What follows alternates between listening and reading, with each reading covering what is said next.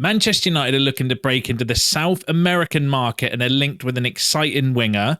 United are also linked to Nico Williams, but is there any credibility in those reports? The truth behind signing of Sekou Kone, and INEOS will not accept excuses from Erik Ten Hag. This plus all the latest Manchester United news and transfer news that will keep you right up to date with everything.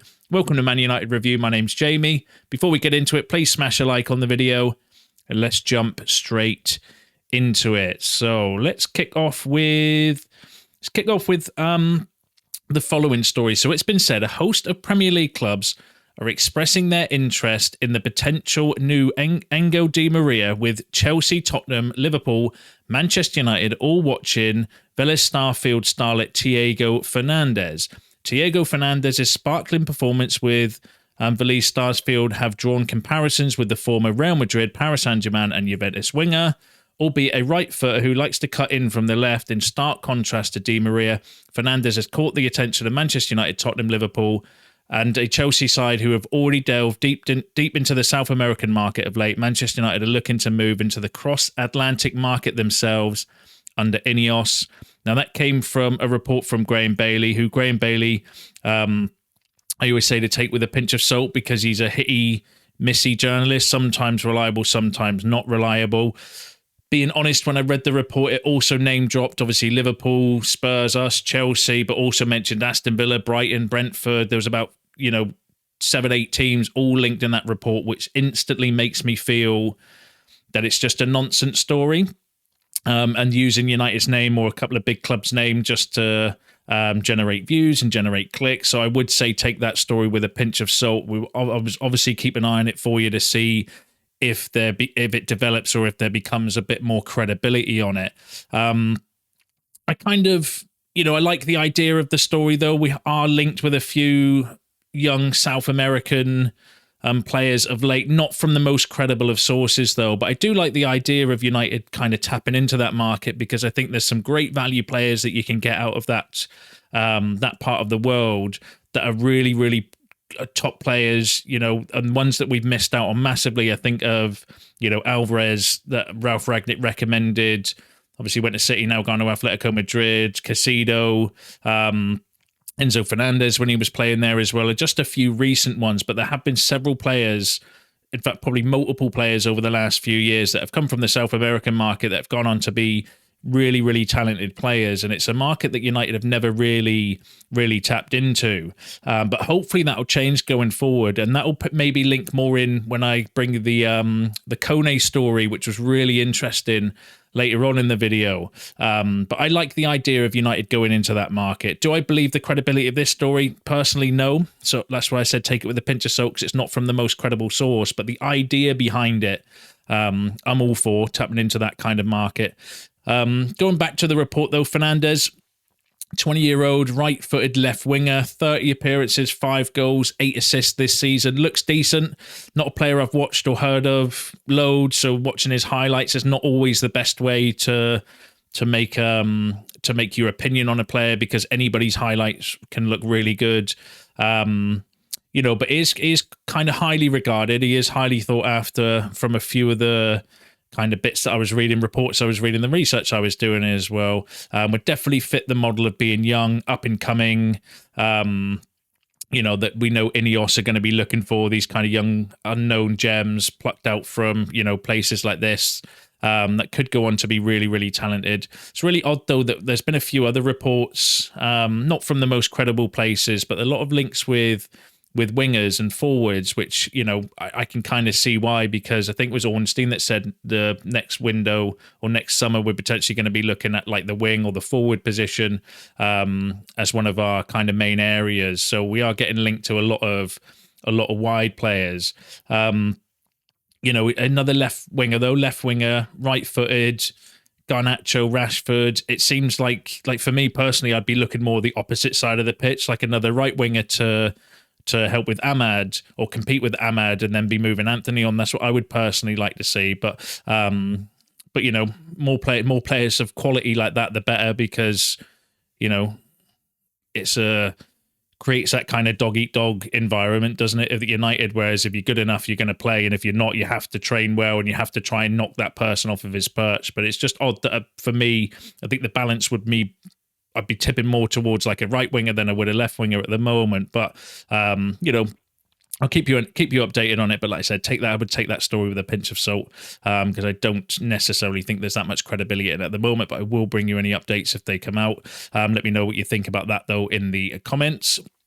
Now, from one winger to another, and I'm going to say straight away, take this story with a pinch of salt as well. And another player we've been linked with, Nico Williams. Now, the report says Manchester United are reportedly determined to sign Atletico Bilbao star Nico Williams, as per Spanish outlet Fiches. Fiches stated that Man United are determined to sign Williams. They are willing to make a considerable financial effort to lure him to Old Trafford.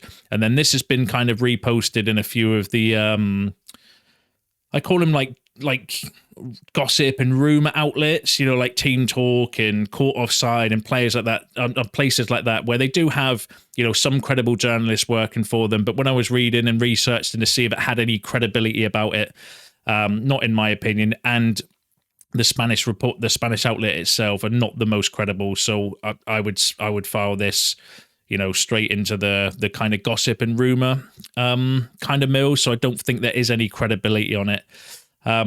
It's got a £50 million release clause. The report was saying, the rumours were saying that he would want to pay Rise to leave Bilbao, who was his boyhood club. He's currently on £8.7 million a year in salary, which works out around £167,000 a week. Obviously a very, very talented player, somebody that I would absolutely love at United, but he's not going to be cheap, even with his release clause, because I think that's a relatively low release clause for a player of his quality. But the wage is the kind of the off-putting thing. The only off-putting thing I would say about him, though, but he is undoubtedly a quality player. But again, coming from more gossip outlets, so I would say take with a pinch of salt. It was linking us, basically saying that we were, trying to outbid Barcelona for him because he's a player that Barcelona really, really rate and really, really want. But with United's financial pool, they could kind of swoop in and get the deal done. But I'm sure there's going to be multiple clubs that would be interested in Williams if he was prepared to leave Bilbao, because that's the reason why he stayed there as well. Would I take Williams at United? Hell yeah. Do I believe these stories? Hell no. But let me know what you think about that in the comments. Now, another young player that we've been linked with after Williams is Anthony Patterson. So Manchester United is keeping an eye on Sunderland goalkeeper Anthony Patterson. And that came from, let me go back. That came from actually quite a decent source, not the most credible, not an Ornstein or a Romano, but fairly credible when it comes to like transfer news. So it's definitely one I'm paying attention to. And then it was also said in the Sun, I read this in the Manchester Evening News, where they're saying, according to the Sun, Manchester United keeping tabs on Sunderland goalkeeper Anthony Patterson as they look for a new second choice goalkeeper. Patterson is a former England under-21 international, has been a regular for Sunderland for a number of years now. Liverpool and Crystal Palace are also said to be interested, but Sunderland would want at least £20 million to consider a sale. There are a few rumblings around Altay Bayindir maybe not being, comfortable being a number 2 at United, and I can get that. He's a decent keeper, obviously Turkey's number 1 goalkeeper, so that position might be a threat to him if he's not playing regular games. So I could understand why Altay Bayindir would be a little bit kind of maybe unhappy with his situation, just playing he played like 2 games, I think, since he signed, which is nowhere near enough for an international goalkeeper like that. Getting somebody in like Patterson, young, 21 years old, maybe as a backup keeper, but also one that could push Onana as well. He is kind of highly regarded, but then also helps with the homegrown quota as well. So there is that, but, decent option. Do I think we'd pay £20 million for a reserve goalkeeper or another goalkeeper? Maybe not. But then, if you think Bayindir might be going, Tom Heaton is in his last year of his contract as well. Who knows how much longer he's going to be, wanting to sign and stay kind of as a third choice goalkeeper. So for those reasons, it would make a bit of sense if we were to look at a young English or homegrown goalkeeper, because that's one of the main reasons. Let's be honest, that's one of the main reasons why we re-signed Tom Eaton, was to help with the homegrown quota, in my opinion. Plus, he's a good lad to have around the scenes. But one of the kind of ticks in the boxes is that homegrown quota, which helps us out massively. So interesting option. Again, keep my ears to the ground. Not from the most credible of sources though, so we'll need to keep an eye on it. But yeah, I thought an interesting kind of talking point for the goalkeepers. But let me know what you think about that in the comments. Now, let's move on to the Kone. Now, I found this really interesting, and it gives a bit of an insight into the kind of thought process and the behind-the-scenes workings at United regarding Kone. So this came from Academy Arena, really good source when it comes to United Academy news. So they were saying that Academy Arena understands that Manchester United's interest in Kone started before the Under-17 World Cup. The midfielder first emerged on the club's radar after impressing scouts at a biannual tournament in France. Teams from Africa are invited to take part to promote cooperation between French and African clubs. Fortunately, our scouts were in attendance and liked what they saw. Soon after, United made contact with Kone's club, Guiders FC, and requested a trial. The proposal was rejected despite the setback. United were not giving up. Now aware of Kone's talent and potential, the club kept tabs on the midfielder and scouted him extensively at the FIFA Under-17s World Cup. To put it simply, the Milanian was exceptional all tournament. The game versus Argentina really was the icing on the cake. United scouts and officials were all in agreement that this transfer needed to happen, and they made sure that it did. When it comes to international youth transfers, INEOS's footballing structure has introduced a crucial shift. Greater collaboration, but more importantly, action. In previous years, Sekou Kone might have been identified by the club scouts only to be picked up by another team. INEOS want to break that cycle and avoid the repeated mistakes made in prior years. Again, Academy Arena, really good kind of source when it comes to these things as well. And I felt that was, quite an interesting insight into the workings at United for a few reasons. So firstly, the fact that the scouts are looking at all these kind of games and scouting all, like pretty much every game. I would imagine they've got kind of scouts in attendance if it's like tournaments and, the under-17s, under-16s kind of levels, looking at these sort of players. But that these sort of players were, like, the problem's always been at United is not necessarily scouting and identifying these talents, it's buying them. And nobody's had the foresight or the balls to actually buy these sort of players. And that's what's been a massive shift in direction from INEOS. So remember, I brought you news before regarding INEOS actually dedicating a small amount of their transfer budget for these types of players, which could link us back in with the Fernández story that I brought before, where we're kind of scouting all these players, but nobody in the past has actually had the foresight to go for maybe one or two of them. You don't have to go for all of them, because you are going to have some, some players that are maybe not quite at United's level, and you've got to think about some of the youth players that are coming through as well. Do you know what I mean? We've got some exceptional talents in the kind of under 21 below age group, so you don't want to kind of stump their development as well. So you've got to look at all of that as a kind of whole package. But I thought that was a really interesting update on how it was kind of working and what's changed at United, and hopefully, and long may that continue going forward. Hopefully that's just the first of many where we're going to get, kind of these sort of players that are recommended by the scouts, seen as really good talents, and actually people at the club are going to have the balls to go out and buy a few of them. So I'm all for it. But let me know what you think about that. I found that quite interesting about how it kind of works within the club as well. But then also the other thing I found interesting about the report was the fact that they obviously do really, really rate Kone.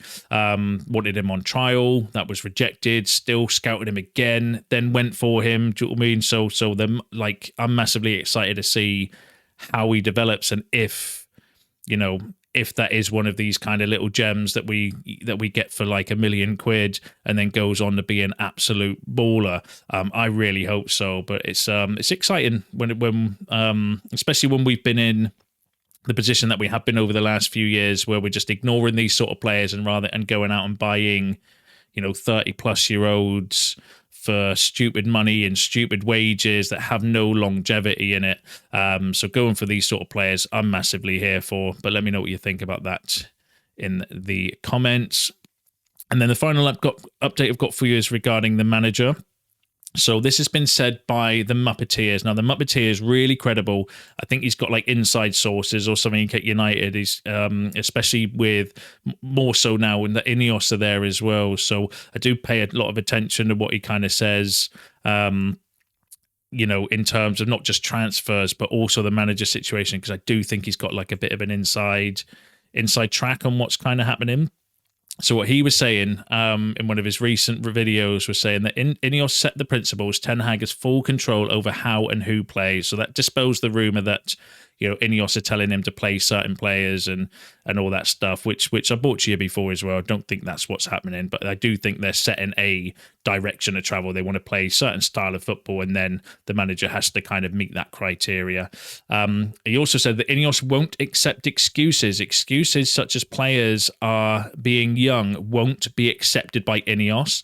Now, that's really interesting, because if you've watched Ten Hag's embargoed press conference for the head of the game today, he almost kind of did say, well, I don't want to say it was an excuse, but he was kind of highlighting the transfer policy from United over the last couple of years, saying, well, we brought in a lot of young players, so they need time to develop and stuff. And it almost felt like he was kind of offering that as an excuse. But according to the Muppeteers, INEOS are not having it. They're not having that as an excuse. And I can see why as well, because I don't necessarily think, and this is my opinion, and you can disagree or you can agree, let me know in the comments, right? But I kind of think that it's not necessarily the young players that are letting us down.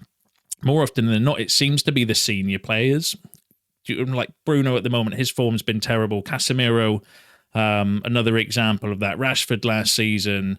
Do you know what I mean? It seems to be more the senior players that the problem at United, not necessarily the young players. Yes, you're going to get inconsistencies with young players, but, I don't think the young players are the problem at United. I actually think it's the opposite. I think the senior players have been more of an issue over the last few years. So interesting to see how that one kind of plays out, because according to the Muppeteers, INEOS are not having it. They're not having excuses. He also said that Ten Hag has to improve his results and style of play. I agree. INEOS wanted to see progress. They don't believe they've seen progress that constitutes things continuing. He also said that if the next three results are poor, INEOS will have discussions over what to do. The manager situation in the summer was complicated by Ashworth not being in. INEOS are worried they didn't have the right person to make the call. INEOS want Dan Ashworth to make that decision. So he was talking about going back to the financial review and how Erik Ten Hag obviously kept his job in the summer, was given a contract extension. One of the reasons was because they didn't really they didn't want to make a decision without Dan Ashworth being in, because Dan Ashworth's obviously our sporting director, and it apparently is going to be his decision on where we go in terms of like the manager and stuff going forward, which is, again, another interesting update. And then just on the manager again, he said United won't hire Southgate, which is good. There's about 3 or 4 other, Laurie Whitwell, another credible source, all kind of distancing Gareth Southgate from the job. So that's positive. He said that Graham Potter was more likely than Southgate. Oh my God. And that Solskjaer won't come back. Because if you haven't seen those reports, Solskjaer was asked in an interview if he would go back to United, and he said yes. That's about it. I didn't think there was any, not newsworthy comment. Of course, he would come back to Man United. He's a Man United fan, and, why would he not want to come back? But yeah, really interesting updates I felt from the Muppeteers regarding the manager situation. Personally, I know some of you have said in the comments to not get involved or not kind of, give attention to the Ten Hag stories, but there are others that are interested in it as well. So I do need to kind of find that balance. Personally, I hope, I hope that we do turn it around, and I hope we do start turning some of our good performances this year into results. I think we've been... I think there's 2 things going on at United. I think there's been player mistakes, individual mistakes, which the manager can't control. But then I also think the manager is making his in-game management has not been that good this year so far as well. In terms, and what I mean by that is terms of substitutions and but overall, I think personally we are looking a lot better. I think we played some really nice football this year. It's just been overlooked, I think, by the results. Like against Palace, I thought we played some really, really good football, arguably some of the best football I've seen United play for years. But it was obviously overridden by the result because we didn't get the win that we probably deserved in that game. Brighton, I felt we've played some nice stuff first half, obviously lost that game, so that gets overlooked. Do you know what I mean? So there's been some really nice, I think, kind of performances this year. We just need to see, but there's sometimes we've also seen some player errors in games as well, like obviously Liverpool being a prime candidate. The Brighton one, every player I think in that last kind of set piece just decided to I don't know what they were all thinking. They just all ran out of position, left 3 players unmarked at the back post. And I don't necessarily think that's a manager issue. So I do think there's 2 things going on, and I hope we can turn it around starting today. So that's you all up to date with the latest Manchester United news and transfer news. Please share your thoughts in the comments below. I do enjoy reading them. Don't forget to smash a like on the video on your way out. Subscribe to the channel if you are new, and I will see you in the next one.